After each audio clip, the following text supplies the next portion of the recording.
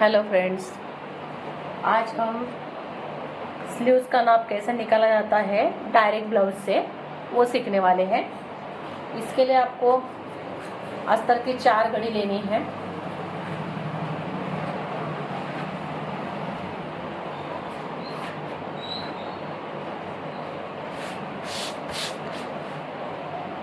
चार घड़ी लेनी है। 4 घड़ी लेने के बाद आपको डायरेक्ट ब्लाउज की जो स्लीव्स है वो ऐसे रखना है। यहाँ पे शोल्डर का हिस्सा अपनी तरफ रखना है। यहाँ से एक लाइन खींच लेनी है। लाइन खींच लीजिए क्योंकि अस्तर का ये जो पार्ट है वो कम ज़्यादा है। स्लीव्स आपको इस तरीके से रखनी है कि ये शोल्डर का हिस्सा अपनी तरफ आए।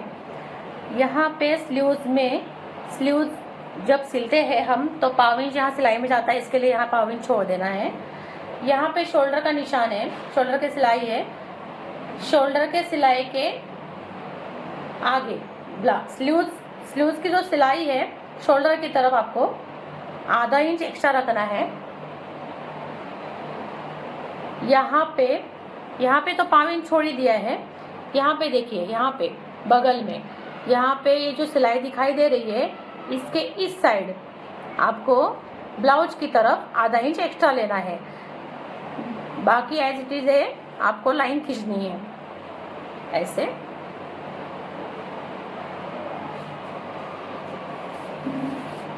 इसके आगे आपको 2 इंच रखना है। इसके आगे भी आपको मार्जिन 1.5 इंच रखना है और ये मिला देना है।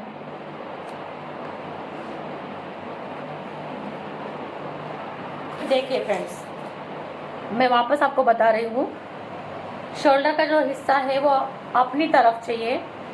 ब्लाउज इस तरीके से रखना है।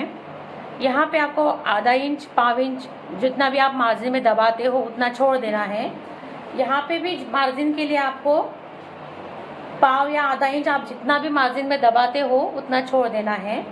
यहाँ पे बगल में भी आपको इस साइड में मार्जिन के लिए थोड़ा सा आधा इंच छोड़ देना है और ये जैसा है वैसे शेप में आपको लाइन खींचनी है। इसके आगे आपको 2 इंच रखना है। इसके आगे 1.5 इंच जितना भी आप मार्जिन रखना चाहते हो 1.5 इंच 2 इंच रख सकते हो। यहाँ पे छोड़ देना है। अभी ब्लाउज की स्लीव्स आपको उठा लेनी है। ये दोनों मार्किंग जोड़ देनी है। इसका आपको हाफ करना है। 8 का हाफ आता है 4।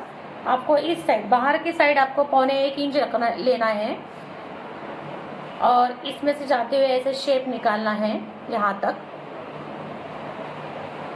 फिर आपको इन दोनों के आधे में से, इन दोनों के बीच में से यहाँ से एक शेप ऐसे यहाँ तक अंदर से निकालना है और उतना ही बाहर से निकालना है। देखिए, इन दोनों के बीच में से जाते हुए सेंटर में टच करते हुए आपको ऐसे एक शेप निकालना है। अब फ्रेंड्स, कोई भी स्लीव्स का ड्राफ्टिंग करने के बाद आपको ब्लाउज का बैक साइड गिन के देखना है। ऐसा ना हो कि आप ब्लाउज में जब स्लीव्स लगाते हो तो स्लीव्स कम पड़े। इसके लिए आपको ये बैक साइड लेना है, यहाँ से गिन के देखना है।